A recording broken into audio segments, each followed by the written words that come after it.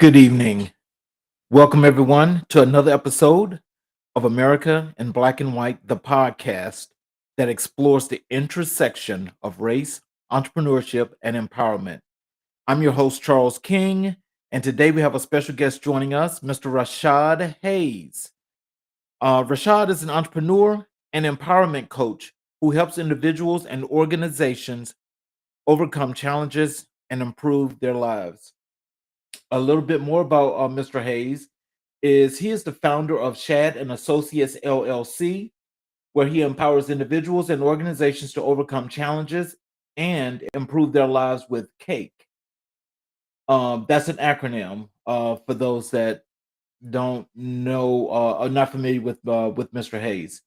Rashad is currently a PhD student at the University of Alabama at Birmingham. Rashad is an expert in overcoming adversity and transforming problems into solutions.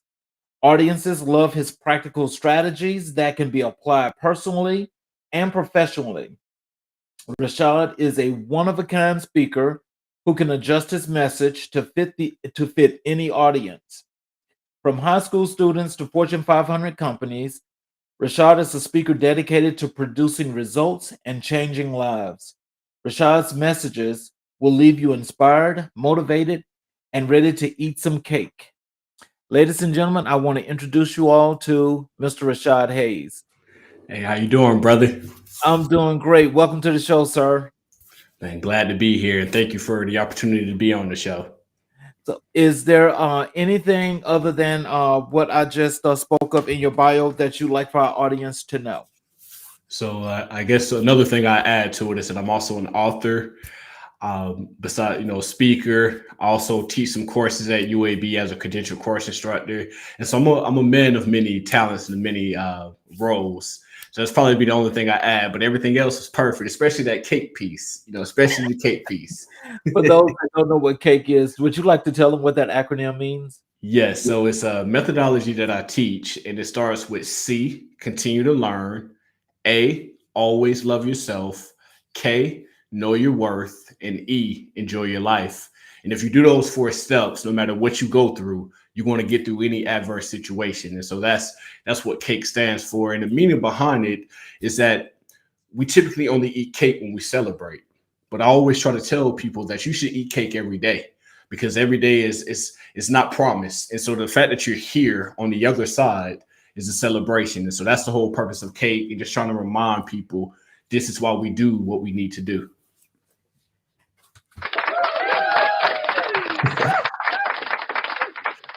I tell you, knowing what cake is makes me want cake every day. Well, let's dive right in. Can you share with our listeners a bit about your journey as an entrepreneur and how you got started in empowerment coaching? So my journey was very unique. I would like to say that it found me. Before all this even existed, I always been an athlete. I played college football at Benedict College in Columbia, South Carolina. And my freshman year, I decided to transfer to UAB because I wanted an opportunity to play for a bigger school. And when I got to that school, life happened. I ended up having to go from a full ride scholarship to now I'm having to pay for school. And unfortunately, the football team gets cut.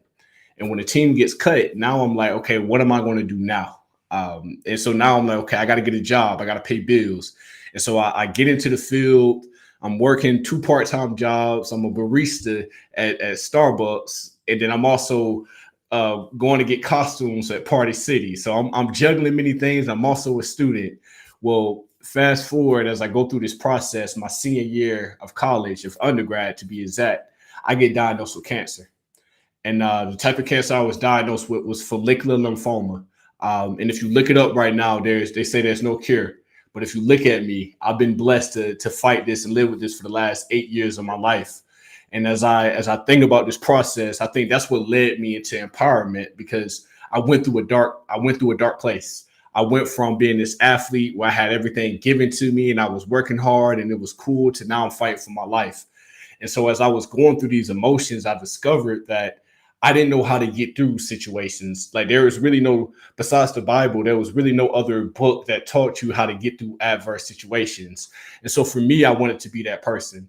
And so that's kind of what led me to get into this journey. And back in 2016, I got my first opportunity to speak to a school. And they knew I was fresh off of chemotherapy. They called me and they said, "Hey, we want you to speak to our staff."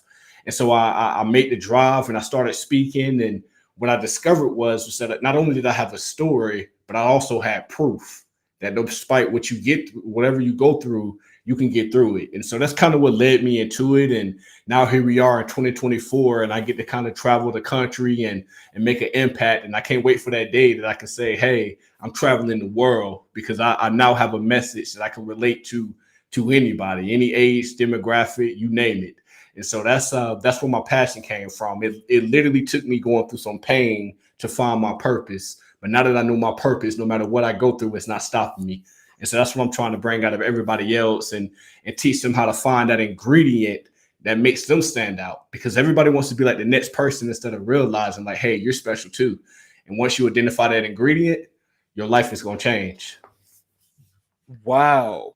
Now that's a lot. I am so happy and really I'm blessed. And I'm sure, like the audience, we're blessed to actually have you here. That is profound. Thank you. That is profound because you've actually gotten past something that you say that there had no cure for, Right. but you're here today. Yes, sir. Wow. I mean, oh my God, you deserve a lot for that. Um, how did you discover your passion for entrepreneurship and empowerment coaching? So for me, I've always been the type of leader where success is not defined by what I do. To me, success is defined by how you help others. And so that's always been something that's been ingrained in my head. Engraved in my head. I'm the oldest sibling. And unfortunately, I was like most people, grew up, with my mom, and I knew who my father was, but I didn't really grow up with him until I was 15. So during that role, I was the man of the house, and I had to be the one that kind of make sure everybody else was successful. And what it really taught me was that for me, I truly get a thrill out of seeing somebody else win.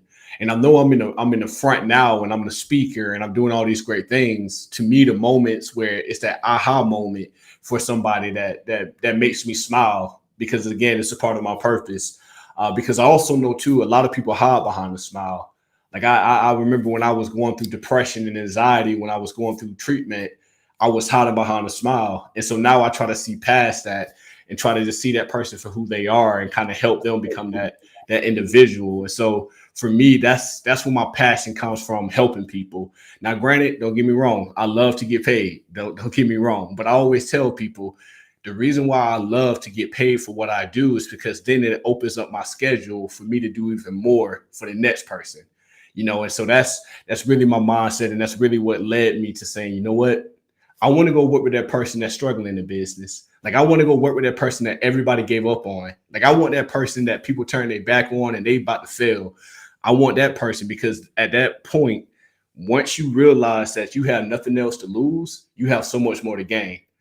And I believe that success is really just a bridge for me to help the next person. And so that's what led me to, wanting to empower other businesses, individuals, you name it, and that's why I'm here today. Wow.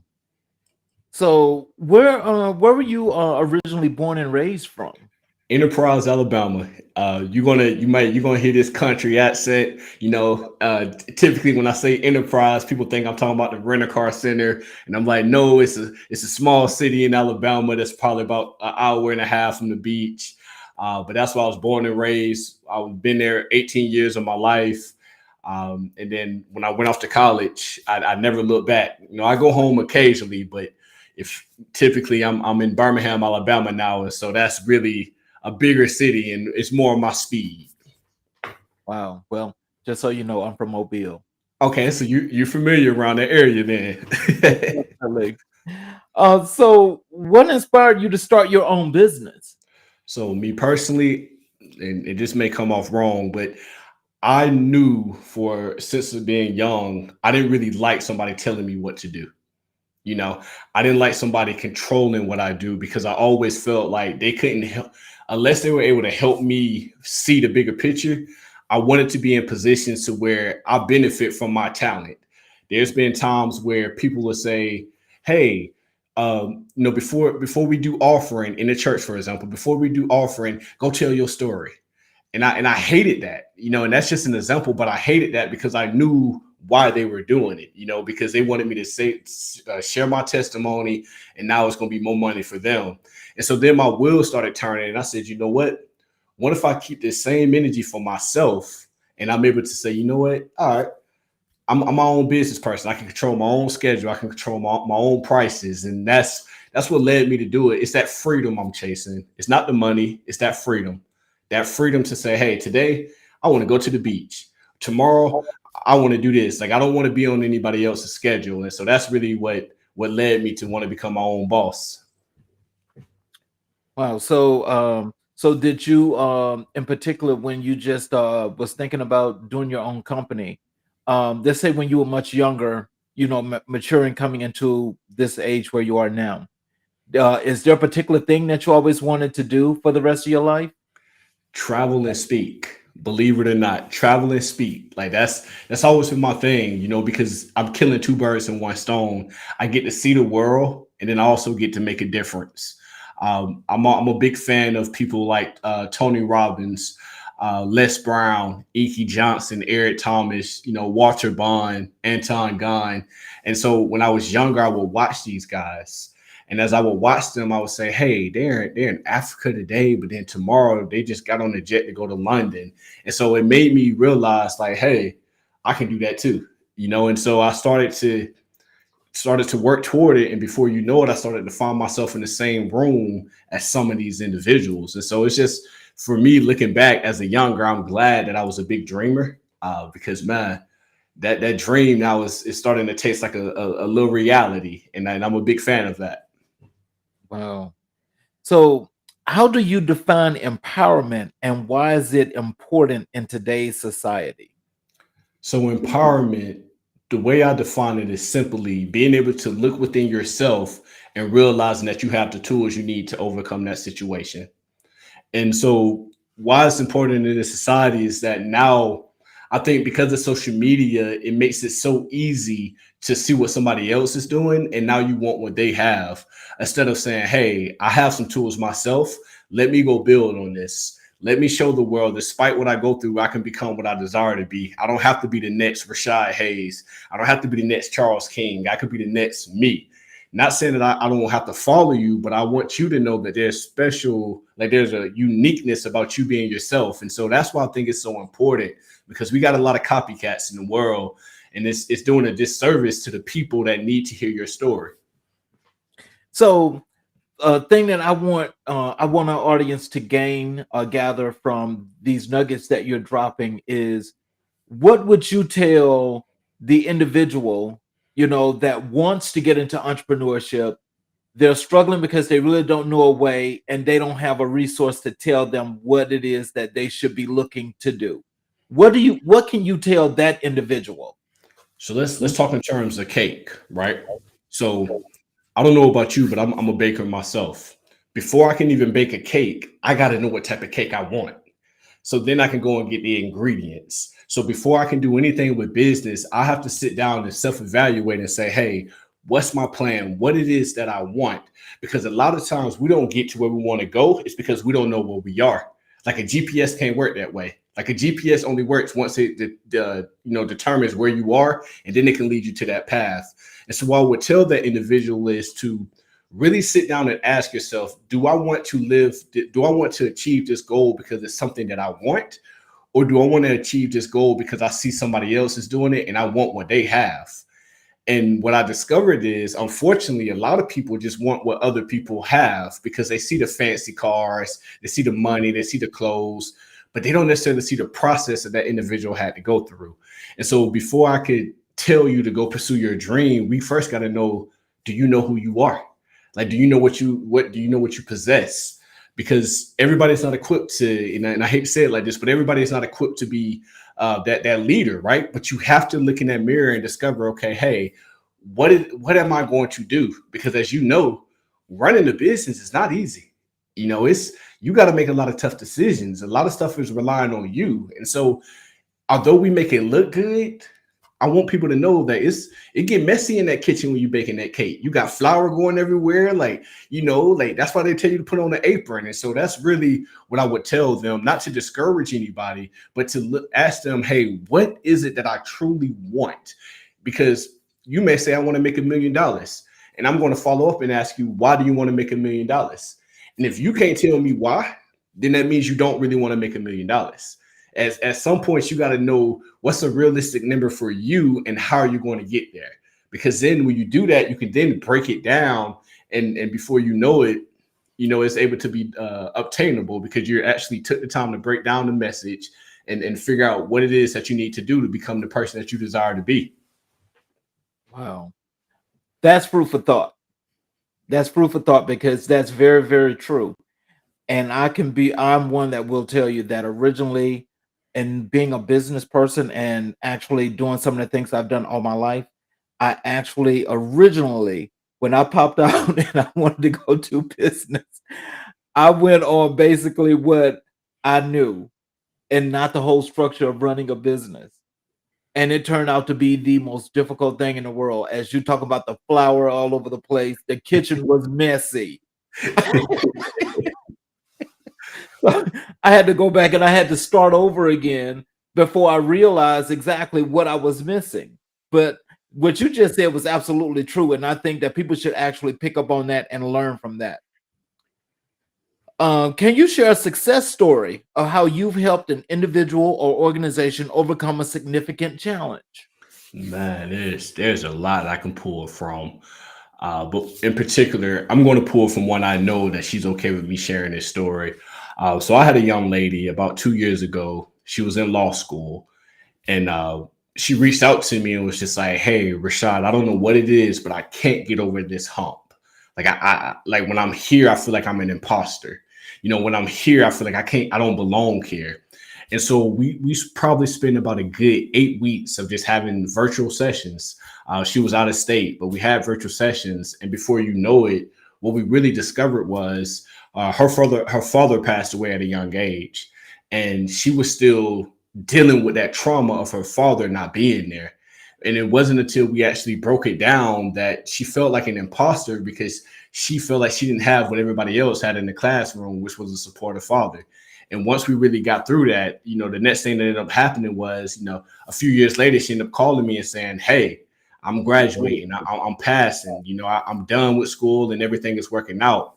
And so for me, the biggest success was really helping her find out who she was and giving her the tools to know that despite what she goes through, she's going to be able to build through that. And so that's wins for me. Like when you bring me in as a speaker, I'm going to give you tools, because the goal is I don't want you to need me. Like I don't want you to feel like you got to call me every time you got a problem. I want you to have the tools you need to say, you know what, hey, he gave me what I needed, and I might need a refresher, but I'm not going to need anything else. And he helped me get to that point. And so that's really one of the greatest stories that I can really tell. Then besides, recently I spoke to a GED class, and I got a text from the teacher a few days ago, telling me, "Hey, I don't know what you said, but this is the highest amount of people we had complete this class since bringing you in." And so it's just one of those things. Like for me, those are like the little success stories where it's not really about me, but it's really about seeing everybody else succeed. Like I want you to know, like you bring me in to speak to your business, I want you to turn around and be like, "Man, we made $1 million this year. We made 2 million." Like I want you to be able to say that, and that's for me. That's what true success is. Like I told you earlier, success for me is not about what I do. It's about what can I help you do to achieve your dreams. And so those would be the two stories that I know I had permission to share with that, because I know, let's be honest, everybody doesn't want to admit they need help. Some people would like to, "Oh yeah, I did it on my own. I got it out the mud." I hate that mentality, but that's what some people want. And so I don't have to be in the spotlight. I already always tell myself a good pound cake gonna speak for itself. And if you eat cake enough, you're gonna look at it and be like, "Hey, they know what they doing." And that's really the mindset that I carry with everything I do. So, what are some common misconceptions about entrepreneurship that you've often encountered? Oh man, most people do not think. They think, oh yeah, you got all the freedom. It's better than 9 to 5. Man, sometimes entrepreneurship is 24/7. Like it's times where I'm laying down and I'm thinking about, oh, this business idea.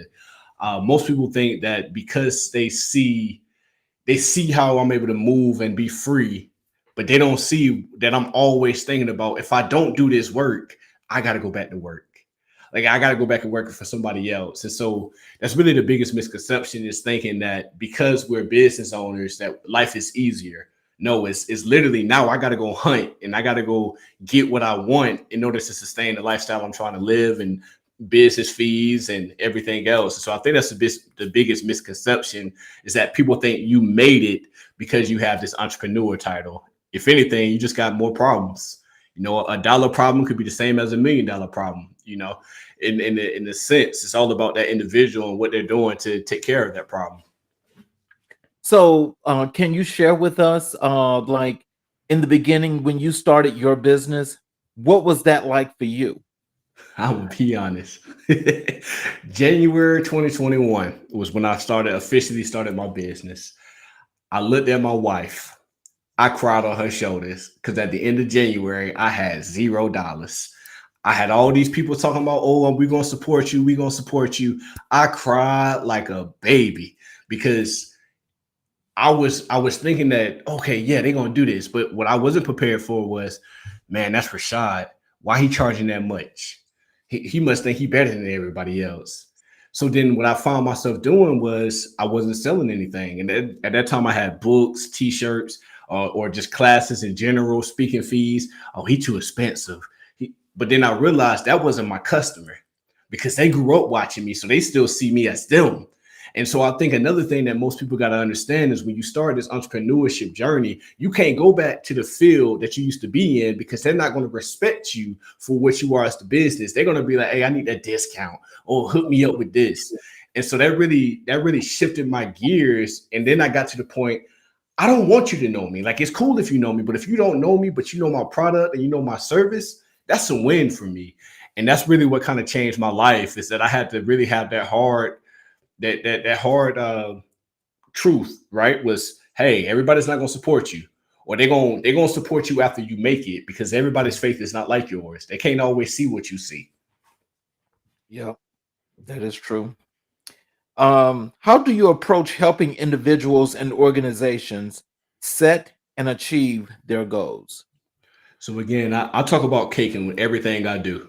If you would never hear me not talking about cake, right? And so the first thing I do is I come in with a recipe and I come in with my own personal recipe just to give you an example. And I walk you through these exercises for you to think about the stuff that you didn't think about.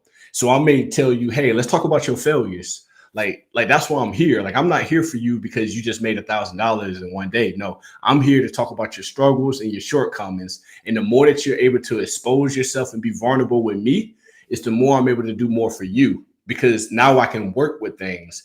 If I got an egg in my hand, I can't use that egg until I crack that shell.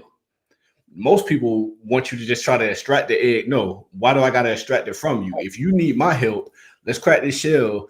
And so then I can show you how to use it because I'm gonna be honest. I know you know the story of Humpty Dumpty. If Humpty Dumpty would have known he was an egg, he wouldn't have been on that wall without no safety net. Like that's why they struggled to put him back together because he didn't know who he was. And so I think that's what I try to do is help businesses and just people in general. Who are you first before we do anything else? Who are you? Because a lot of times we don't know because we're used to the labels. We're used to what people are telling us who we are, but we don't know. And so that's really where I come in and kind of have that that realization. Like you typically when I come in, people are going to cry. Like we're gonna pull out these emotions, but it's only because I want to get to your heart because I don't want to make you feel good and then I leave tomorrow and then now you're going back to the same stuff. And so I come in and that's how I really just do my magic. Sometimes I can't explain it. I just say God just takes over and boom, I just go from there. Wow. In your experience, what are some key qualities that successful entrepreneurs possess? I'm going to say communication, I'm going to say self-awareness, and I'm going to say ambition. Those are my top three. Communication is being able to, and when I say communication, I mean like receive it as well. You know, sometimes your product is not as good as you think it is, and you have to learn to take that and say, okay, I understand. Because if you're buying your own product, then you're not making no money. You know, you're not doing anything. But communication also means being able to ask, hey, I need help. Hey, let me put my pride aside and say, hey, I know you're doing something similar. Do you mind if I shadow you? Like, do you mind if I learn from you? Like, I'm not trying to steal your clients. I just want to get a better understanding. And then, like I said, self-awareness, being able to understand where you are.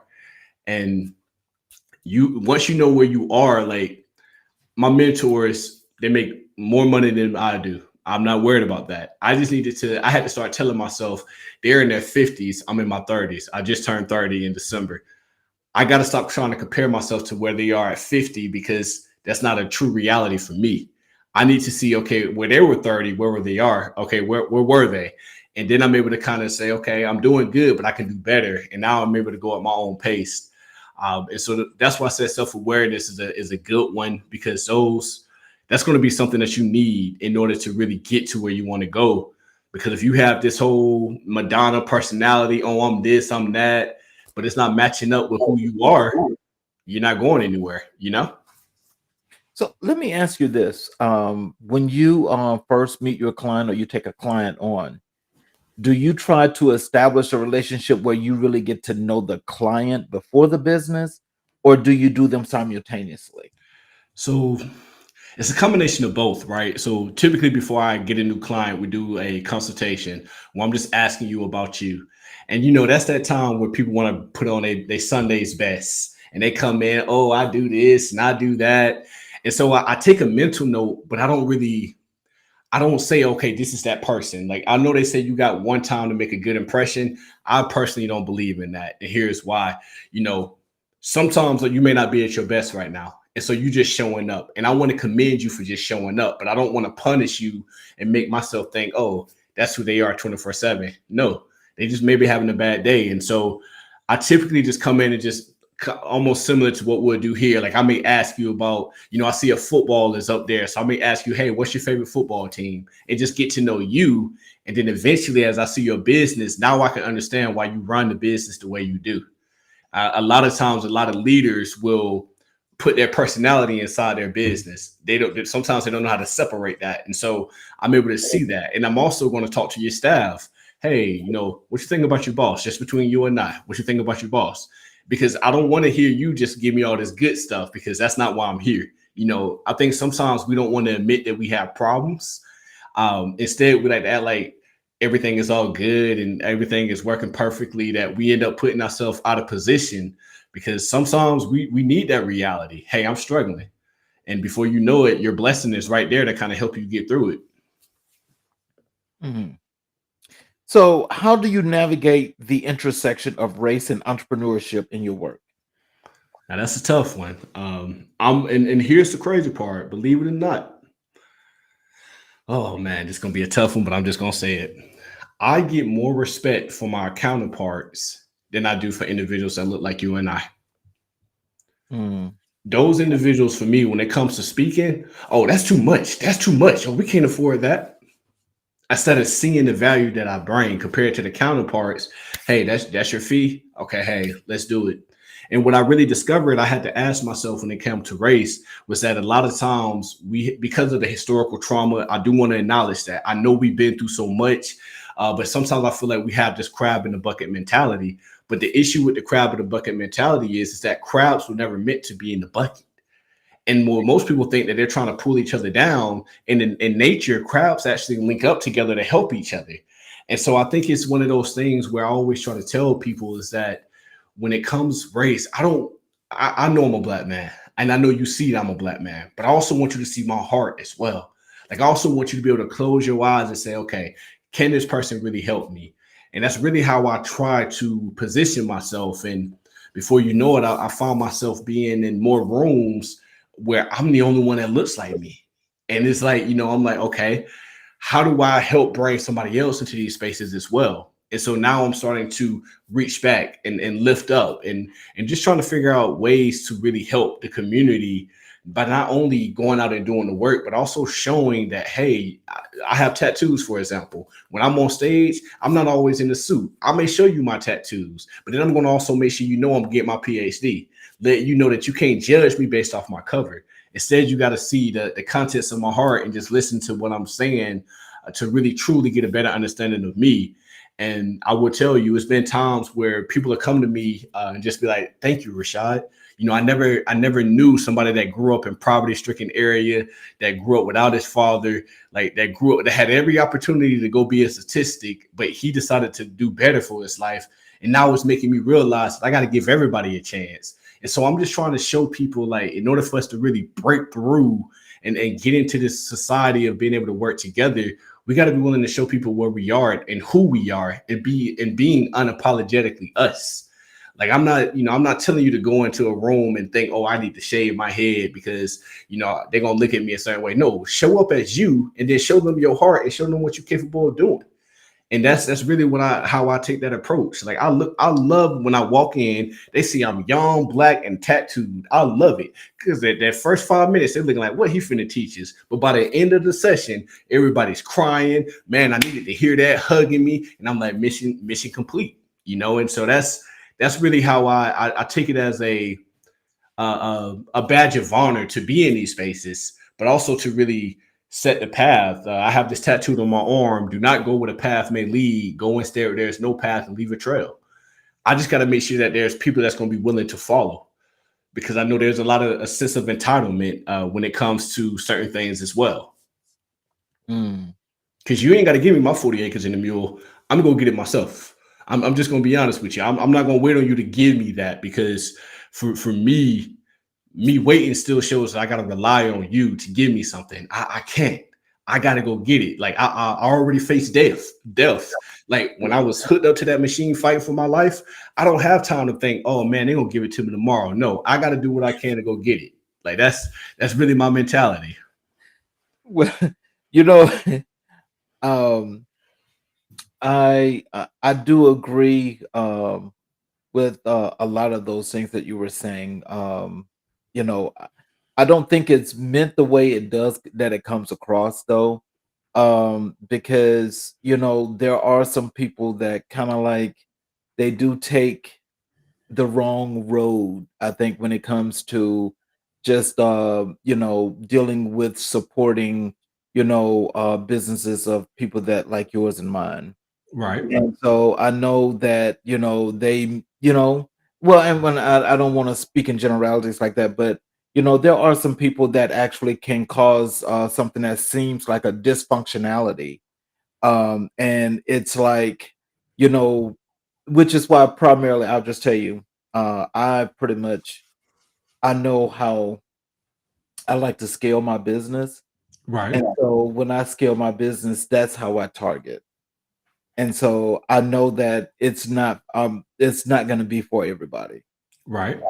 And so that's interesting because I've heard what you just stated more than one time. Yeah.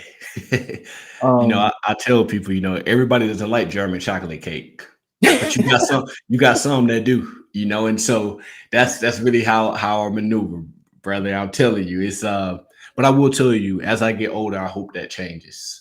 I have hope for it, but I also understand why. I'm not going to sit up here and say I don't understand why people do certain things, but I will say I'm working on trying to change things by my action and not just by my words.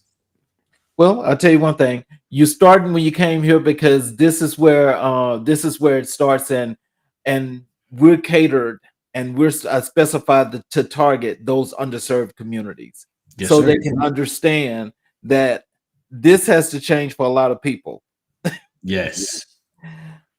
So what strategies do you use to help individuals build resilience in the face of adversity? Man, I'm glad you asked me that question. I think sometimes people don't realize that they already got through that situation. They just dealing with the shockwave. And Hmm. so what I mean by that is that okay, if my car was to get repoed, my car is repossessed already. My Mhm. next step should be, okay, how do I get my car to repossession? But here's the bigger thing. My car didn't just get repoed because out of nowhere. That means I was failing to make a payment on some way. And so I walk people down that traumatic experience to say, okay, hey, the issue didn't start here. This is just a result of an issue that went, not addressed. And because we never addressed this issue, this is why. And so it's almost like that aha moment, and you get your power back. Like prime example, I don't know if you're into Marvel, but if Spider-Man never get bit by the spider, he doesn't become Spider-Man. True. That he doesn't get that power.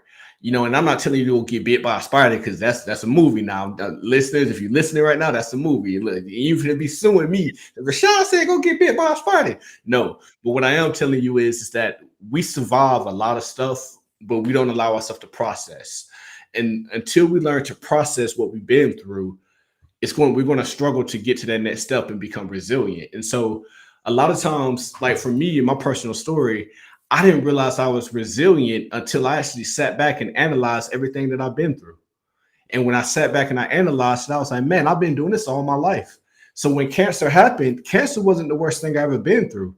Like I remember when I was 14 years old, staying with my mom, I found the eviction letter. I found the eviction notice. And I told my mom I never forget it when they came back from vacation. I said, Mama, I love you, but I can't go with you. And most black mamas, they gonna slap you in your mouth and say, boy, you're crazy, you coming with me. But my mother just looked at me and said, okay, son, you can stay. And so all my life I've been battling through these adverse situations. And so for me, once I sat back and said, you know what, this ain't nothing new. And this is when I came up with the phrase, the past is the study guide, the present is a quiz, and the future is a test. Because everything you see once, you're gonna see it again. It's just gonna be in some different form or fashion. And that's just why I love the analogies of cake, because you're gonna use three primary ingredients. You gotta have flour, butter, and eggs. You're gonna always use that no matter what. Now I know you got some vegans that can come in and make some other stuff, but once you understand the key ingredients, it doesn't matter what you go through. And so my goal is to help people go back into that time where they went through that adverse situation and look at it and pay attention to any small clues that you may have overlooked. And so that's really what I do. And it ends up teaching you something where now next when you call me again, it's just a refresher. It's just making sure, okay, hey, we could talk about this now. And so that's really what I do to help people get to that point. And I do it in a fun way where you're not going to forget. Like people love cake. Like I kid you not. Like I'm wearing my hoodie now where it's cake. Like everybody loves it, and it's something that people want to keep talking about. But what I'm really saying is that in order for you to eat cake, you gotta appreciate those vegetables. You gotta have those vegetable moments in life. And we may not always want to eat that broccoli. We may not always want to eat that asparagus, but it's going to be worth it when we get a piece of that cake and understanding that it's a healthy balance because too much cake causes cavities. But we know that. We know that. So, have you ever had a client that was difficult in understanding the processes that you were explaining? So yes, and I will tell you the first thing I always tell that client is that it doesn't matter. It's two ways we can do this. I can be honest with you and help you break through now, or I can just drag you along and make you pay my monthly fee and take all your money. I don't want to take all your money. My goal is to make sure I literally tell my clients, I don't want you to need me. I want you to get with me one time and be like, okay, I can move forward. And people may think, well, how do you make money that way? Listen, if I helped you solve your biggest problems, you're gonna run into somebody else that got bigger problems, and you're gonna be able to say, hey, Rashad, yeah, the cake man, yeah, go to him. Like he's the solution. And so that's really what I do now. And so I have had patients, or excuse me, not patients, but clients where, oh, what can you tell me? You ain't never been through nothing, or and when I share my story, it's like, oh, look, my bad. But I also understand that it's not their fault. A lot of times that these are individuals that have been hurt before, and now they have this wall, and now it's my job to, like Rapunzel, we had to call Rapunzel to tell her to let down her long hair. I have to do that for you. I lead with empathy. I'm not going to give you sympathy. I'm not going to say, oh, I feel sorry for you. No, I'm going to jump in this hole with you, show you how I got out, and say, when you're ready, let me know. Let's get to work. Mm, interesting process. How do you stay motivated and inspired in your own entrepreneurial journey? Man, and that's again, being 22 and being hooked up to a machine, fighting for your life, it just kind of changes your perspective on a lot of things. Um, and every time I think about giving up, I think about being in that chair, and I think about just watching the drugs just drop, just going right into my veins. And so for me, that's all the motivation I need is that I still got air in my body, I still got air in my lungs. I don't know if you ever had to do a PET scan before, but what's crazy about a PET scan is that it tells you when to breathe and hold your breath. And when I went through that, that was the first time that I ever recognized the air in my lungs. And so for me, that motivation is simple. You are here for a reason. They told you you had an incurable disease and that you'll be fighting for the rest of your life, but here you are living your best life. Here you are, despite the chemotherapies, despite the Rituxan, like here you are still fighting and making a difference. And so that's really how I just stay motivated by looking in the mirror. I became my biggest fan. I became my biggest fan, and I'm proud of myself for. Let me rephrase that. I'm proud of my younger self for not giving up. Because if he would have gave up, I wouldn't be here today. I like that. Got to stay motivated. Yes, sir. What role does mentorship play in your work, and how do you encourage mentorship among your clients? Man, mentorship has not only changed my life, but saved my life. They always say if you're the smartest person in the room, you need to get in another room. And so that's really what I do. Like I said earlier, my mentors, there's a lot of them that make 30K a speech, and they're working with businesses like Disney. They're working with businesses like Dairy Queen, Jersey Mike Subs. And so for me, just being in that room is showing me to dream bigger. Like I would have never thought that there's a conference where people from all of the Dairy Queens come together and they meet about leadership. I would have never known that if I wasn't a part of this group. And it's a small, intimate group, and I get a chance to really understand what is there to offer, because you're only going to go as far as you can see. And so most people get caught up in sight. I get caught up in vision.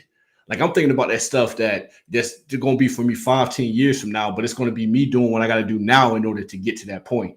And so as far as mentorship, I always try to tell people is that align yourself with somebody that's going to push you when you don't feel like being pushed. It's days my mentors get on my nerves. I'm not gonna lie to you. I'll be ready to be like, "Hey, look, I did this. Look at me, I did it." And they remind me, like, "Okay, and what's next?" Yeah, like you did a good job, but what's next? And so my mentors help keep me grounded. And as far as my clients, I always tell them that find you somebody as you're trying to figure out your next goal and dream. Find somebody that you can get close to and just learn that process, because I don't always have that answer, and I'm very transparent when I tell people, hey, that's something I can't do, but I can help you grab the skills to reach out to that person and do like a warm handoff if need be. And so that's really how I look at mentorship. It's truly, what do I want to become? Or what do I not want to become? Because I done had some bad mentors too. And so I'm learning that there's value in good mentors and bad mentors. Mm. Can you share some practical tips for aspiring entrepreneurs looking to start their own businesses? So practical tips. So the first thing I say is do research in your market. You're not the first person with this idea. Maybe you will be, but there's going to be somebody else that's doing something similar to what you're doing. Research your market. See how they're working, seeing what's their grounds and their operations. And for me, I think doing the research early on saves you a lot of heartache. It saves you a lot of time as well, because now you understand how this works, and now it's time to implement your system. Another thing I would say, another practical tip I would say is, man, if you don't do anything else, understand how businesses work. Like understand the importance of an LLC or S corp, or like make sure you know that research first, because a lot of times people get caught up in a business that they don't understand how to protect themselves within the business. And so make sure you do those two things. And I think if you start there, the rest is going to follow, because now you have an example of something similar that you want to do. And then you also have the business protection, and you don't have to worry about somebody coming after you and your assets, and you're protected in a sense. And so that's really what I would tell people is just take the time to really do the research. Like don't allow the excitement to get you out of position. Because again, if you pull out a cake out of the oven too early, that cake gonna fall. you know it, or if you run around and around that cake, it's gonna fall, and you don't want that situation to fall and be on bad terms. Ooh, the cake all over the floor. Hey, yes, sir. Now you got bigger problems. Now you got to figure out if you're going to be motivated to go through that process again. And unfortunately, I've seen so many people lose their dreams that way, where things happen and now they don't even want to pick it back up. Now it's, nah, I'm not worried about it. I quit. I give up. How do you balance the financial aspects of entrepreneurship with the social impact you aim to create? Whew. Let me see how I want to answer that question, because that's a good one. Because sometimes, and I'm just going to be transparent, sometimes I had to turn stuff down, not because I didn't want to, but because it wasn't time yet. I think sometimes I may have a school that reach out to me and they may say, hey, we need you to come down to Mobile, but all we got is a $200 budget. The problem with that is that I have to be realistic to say, okay, how is this going to affect the business? Do I have some things in place that's going to make sure that people know that this is my business and not just a hobby I do? And so I always try to tell myself that as I continue to maneuver and grow the business, then I'm going to be able to go back and make the social impact that I want to do, because now I can use my own funds and not have to worry about somebody tell me what I should do or how I got to do it this way. And so I always Right. tell myself that for me, I'm doing everything now. So then when I'm hit that 40s to 50s, I can give back and make the impact that I want to make to help change people. And I will be honest, like even on social media, I'm very transparent about my journey, and I tell people, hey, this is how I get to this point. This is what I did. This is where I'm going, because I'm not exactly where I want to be yet, but I also know it's a process and I'm willing to trust and I'm willing to follow. Wow.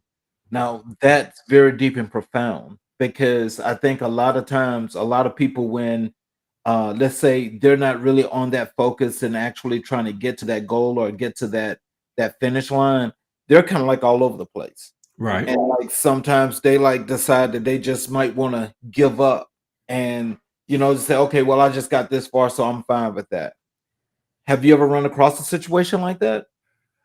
Earlier when I first started, it was a thing where I was making more money at my 9 to 5 than I was in the business. And so I was just like, why not just give up on this business and I just focus on this 9 to 5, until I realized that a salary isn't nothing but a pill they give you to kill your dreams.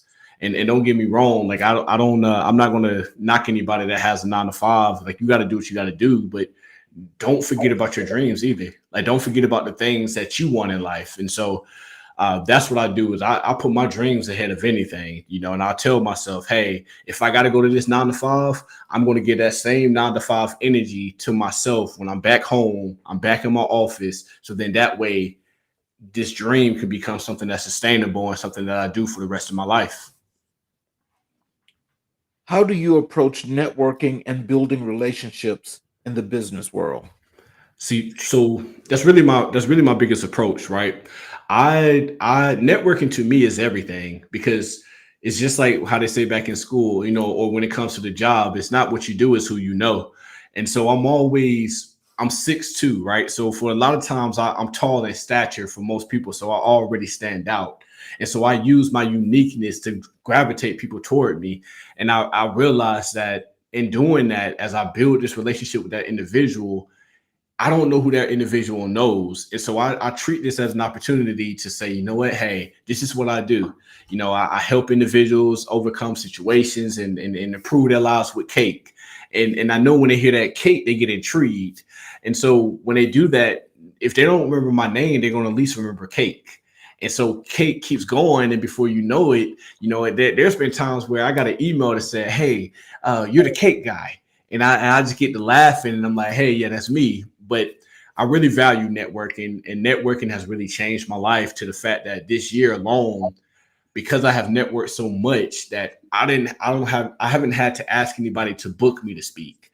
People have been coming to me and saying, hey, can we book you? Hey, what's your fee? Like, hey, we know you're probably busy, but if you have this availability, and I love it, because truth be told, you know, I'm not gonna say I'm not busy, but the fact that you recognize that it lets me know that you see that I'm working, and I'm grateful for it, and I get so excited for it. And so I think that all stems from networking. Like I'm the type of person where if an event planner books me to speak, I'm going to have a gift for the event planner, and I'm going to say, "Hey, thank you for doing this. Here you go." Not to say, "Oh, I need more gigs," but to pretty much just let them know I appreciate their relationship and their collaboration. And what ends up happening is because they remember that, and I see the value of them.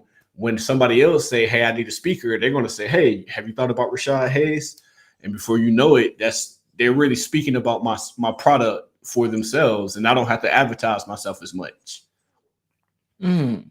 Now I like that a whole lot. I mean, like, but do you advertise like on your website or whatever have you about bookings and speaking engagements, things of like that? So yes, on my website, I have myself as the resilient baker, burnout prevention specialist, and so I have like my calendar, but I don't necessarily push it where I'm like, hey, book me. Instead, because I don't want you to just see me as a speaker. Like, granted, I speak, but I'm also a thought leader, and if you think I'm a speaker, most people don't have a speaker's budget. Like most people, if you think about it, most people are not thinking, oh, let me put a speaker's budget. No, most people are thinking professional development. And so it's also knowing the terms. So then that way you're not eliminating what you could get. Because what if that speaker's budget is only $1,000, but your fee is 5,000? You're going to be losing something. But if you know your professional development and they're going to have a budget for that. So it's just like knowing how to speak the language. So I have keywords like burnout prevention, but I also try to tell people is that my messages are able to be catered to any audience because everybody's going to go through some adversity in some form of fashion. And just to bring some human aspect to cake, like you got to think about it. It's in the oven, it's dark, it's hot, it's cramped up. But if it trusts the process, it becomes something beautiful. And I think that's how we are as people. Is that your catchphrase or your niche, the cake? Yeah, so my catchphrase is "Don't burn your cake." I don't know if you can see behind me, but I have an apron. So yeah, that's my catchphrase, and I'm gonna tell you, I'm in the process with trademark. I'm waiting on them to make it official. But when I say it's a blessing, because now that's what people tell me. Hey, when I think about cake now, I think about you, and I'm like, yes, I got something that people won't forget. And so it's to the point. At times I had to order some more T-shirts where people are fighting over T-shirts now. I had one of my coworkers. She texted me. She said, "Man, my daughter took my shirt." And I was like, "What you mean?" She's like, "Yeah, she won't give it back to me. She loves the cake." And I just started laughing. I'm like, "All right, cool." And so it's something that I'm very excited about, and I'm excited to see where it is. 3 years ago when I made the phrase, I would have never thought that it'd be impactful like this. I never would have thought that people would love to hear it. And so now I'm excited to see as I continue to grow where it can go. What advice do you have for entrepreneurs facing setbacks or failures? Mm. Fail is your first attempt in learning. Don't Mm. be afraid to look at that lesson. Also, I think you have to separate pride from failure. I think sometimes we have this pride, right? Because we don't want to fail because we're thinking about all those people that said we weren't gonna make it, and now we're like, man, they were right. No, if I fail, that means something didn't go right. I got to get back in the kitchen and adjust my recipe. And so that's really what I tell. That's advice I would tell people is fail on purpose. Because if you're failing, you at least try. And when you try long enough, you're going to eventually get it right. And now you're going to be thankful for those moments that you did fail because now it's showing you where your blind spots are. Like there's literally telling you, okay, something is going wrong here. Let me go back and analyze it and become self-aware to figure out how do I fix this. So, how do you measure success in your work with clients? So to me, success is when the client can identify what made them who they are and where they want to go. To me, that's how I do it. And here's why.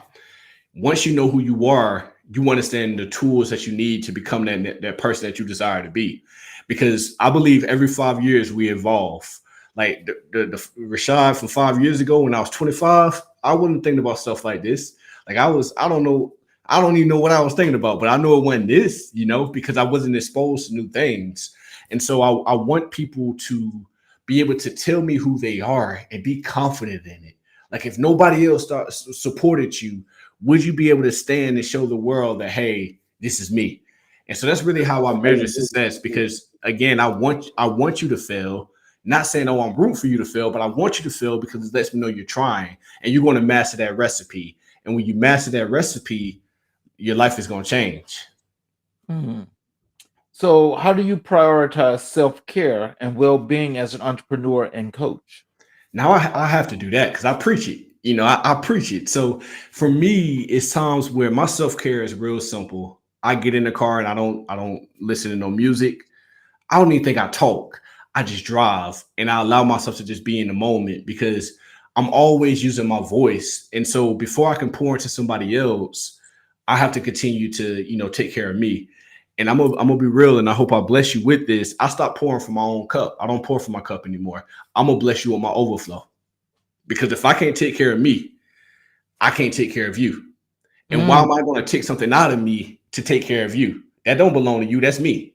And so that's what I do. And so I learned to be under the spigot and continue to take care of me. And so then that water that if you connect it to me, that water that's gonna come out of my bucket, it's gonna hit you because you're in close proximity. And so that's what I truly believe in. Oh, wow. Now that's interesting too. Now, look, that should be another one of your cliches that you use and another one of your catchphrases. Show the water falling and it's Yes, I can hitting. do that. I can do that. um, what are some trends or changes you see in the world of entrepreneurship and empowerment coaching? Oh, okay, that's a good one. I think too, as AI continues to be something that's innovative, I'm interested to see innovation. Like I'm kind of excited about it. I know some people are afraid of AI, but I think artificial intelligence could be something it could be helpful if you know how to use it, right? And so I see some cool stuff happening, and I'm excited to kind of see that next great idea. Like for example, and this is gonna sound crazy, but I grew up watching the Jetsons, right? Like I've been waiting on a flying car for the longest, and like for me, like I get excited about that, and so I'm excited for that one entrepreneur that creates that piece that helps us get to the flying cars. And so I think that's what really excites me about this journey is okay, what's going to happen next, And so I think as we go through this process, I'm just a fan. Like I'm a nerd with a lot of stuff. And so like there's refrigerators now that you can look on your phone and see what's in your refrigerator. Like I get excited about stuff like that. And so for me, I'm just excited to see what entrepreneur is going to bring the next big thing and how we can take that and make it even better. Well, I think probably one thing of note is probably the government has not allowed Apple to fully incorporate that flying car that they have. They Right. uh, they announced it like 3-4 months ago. Man. So we getting close. We getting close. I don't know about that one either, though. How do you incorporate DEI principles in your coaching practice? Man, now that's a tough subject too. I don't being in Alabama, as far as DEI, they're getting to the point I think in October they're trying to eliminate it. But I think for me, you have to acknowledge DEI. You have to. Because again, for me, like all sugars are not the same. You got your brown sugar, you got your light brown sugar, dark brown, and like they all have their own different sweetness. And so, like I always try to tell people, me acknowledging who I am as a person, where I come from, is not to say, oh, I'm better than anybody, but to simply say, hey, there are certain things that I do culturally. There are certain things that I respond to. And a lot of people like to say, oh, well, everybody is equal. The truth is, I don't like this idea of equality, right? I want equity, right? I want you to meet me where I am. Like giving me a car is cool, but if I ain't got the gas to put in the car, I can't go nowhere. So ask me what it is that I need to be successful. And so that's really what I try to do, is that when I meet with people, is that I don't come in like I know all the answers. I come in saying, okay, hey, where are your shortcomings, so we can help build that up. So then that way we can work through that. And so that's really what I really try to do. Wow. I tell you, your answer to that question, and I've asked that of several guests, and there are many different answers because I know it's kind of hard to just say, when it comes to DEI, you don't really, if you say the real thing or what's really on your mind, a lot of people are going to get offended. Right. And I think the reason why it's happening like it's happening now, because this is pretty much the Southeast region Right. where uh, they don't want DEI in this entire region. They do not. And so I just, I figured that because of the wonderful work that you're doing and how you're helping people to overcome so many challenges and so forth, I had to ask you that question because I mean, I'm just wondering, if something of that measure has even ever come up. Yeah. I think too, because I talk about cake, Hmm. I can speak in a language that you don't really understand until I'm done. And so Okay. it gets me in this place, right? Because I talk about the importance of recognizing the different ingredients and how they all can come together. And so I'm able to spin it in a way where I can address it without actually calling it out, and people know what it is. And I know for me, I think that's what's been my biggest tool. Is because I have something like "Don't Burn Your Cake." Not saying that I'm ashamed to talk about it, because we talk about it, but I have to wait to see where you are first to make sure that you accept it to it. Because being where I'm at, I have to be mindful of that, because I don't want to lose you before I get to talking, because then now you're going to take what I said out of context, and you're not going to listen to anything else. You're just going to shut down. And now I'm fighting against you when I'm wasting time doing that. And so I just really learned how to speak in a way that makes sense. And then when we get done, we can have that deeper conversation, because I know everybody's not going to be open to it, and I'm not going to force it, but I am going to make sure people know where I stand. So then when they come to me, they can say, okay, well, hey, one on one. Let's talk about this. And so I always tell people my keynote is just a commercial. I can't change your life in 60 minutes. But once you realize that I can impact your life, you're going to bring me back, and we can have those conversations and break down month by month, or quarterly, how we can do it to change the culture and change, the experience that people have when they come to your business. Mm. And so that brings us to this last question. What are your hopes for the future of entrepreneurship and empowerment in our society? Man, I truly hope that people are not afraid to become entrepreneurs. I think so many times, I think people get so caught up in what's happening in the world that they lose sight of what the opportunities that they can happen, the opportunities that they have. I look at entrepreneurs as problem solvers. Without problems, we wouldn't be no entrepreneurs, right? And so I always tell people that you can't complain about a problem if you're not willing to fix it. And so my hope is that more people, besides complaining about what's wrong with the world, will take time to do their part to help change this world. You may say, hey, it's trash all in my neighborhood. Okay, cool. Look, how about this? How about you look at that as becoming a business person, and now you got you a trash company where you picking up trash and whatever the case may be. And so it's like I really hope that people will take the time to realize the power of entrepreneurship. Because for me, the one thing what entrepreneurship taught me was simply that the gift that I have is valuable, not only for myself, but for people that need to hear a message from me. And so it allowed me to have a deeper meaning and respect for myself, because now when I'm operating as a business. I'm a brand. Like, I'm not just going to go and put myself in these bad situations. I know who I am now, and I know what I'm capable of doing. And so the more people that can have that entrepreneurial mindset, they're going to carry themselves in the way, because I feel like they're going to want more.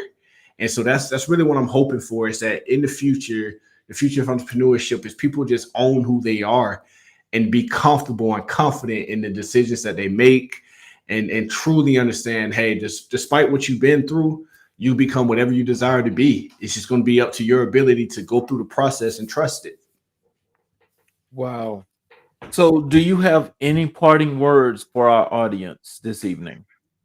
Simple. Don't burn your cake. Don't burn your cake. That's but no. On a serious note, I just want to say thank you for allowing me to be on the show, and I want to give you your flowers because we haven't we don't know each other, right? We met each other through LinkedIn, and you reached out to me, and when I shouted to my team, I want to let you know I was excited because I'm like, man, this individual found me, and I'm like, he want me to be on the show, and not saying that I haven't been on other shows, but it was different because it was almost like it was like a light bulb moment, like, hey, Rashad, keep doing the work. Even if you feel like the ones that you want to support you are not supporting you, keep showing up because there's somebody that sees the value in what you do. So for me, I just want to say thank you for allowing me to be a part of this and just allowing me to just share some words with you because you pulled out some words that I was thinking to myself, but I gotta take notes. Like I ain't never said that before. But but I just want to say thank you though for just creating the environment and just having me on the show. And I'm so grateful. And it's my wish that 10 years from now, when you see me on TV doing these big things, you can say, man, I had him on the show, man. Like I knew he was gonna be great. And so that's what I take pride in. So thank you for that. Well, I definitely appreciate you, and I know the audience appreciates you. And I definitely hope that this won't be the only appearance that you make on America in Black and White because you're definitely an impressionable young man. Thank Definitely. you. Thank you. And I want to thank you, Rashad, for sharing your insights and experiences with us today. It's been a pleasure having you on the show. To our listeners, thank you for tuning in to American Black and White. And remember, those of you that are looking at the YouTube channel, please subscribe and hit that notification button. So anytime you're missing a show, you'll always get a notification when a new one is uploaded. And I want you to stay tuned for more episodes where we continue to explore the stories and perspectives that shape our world. Until next time, take care and stay empowered. Thank you, sir. And we will see you next time on this show, American Black and White.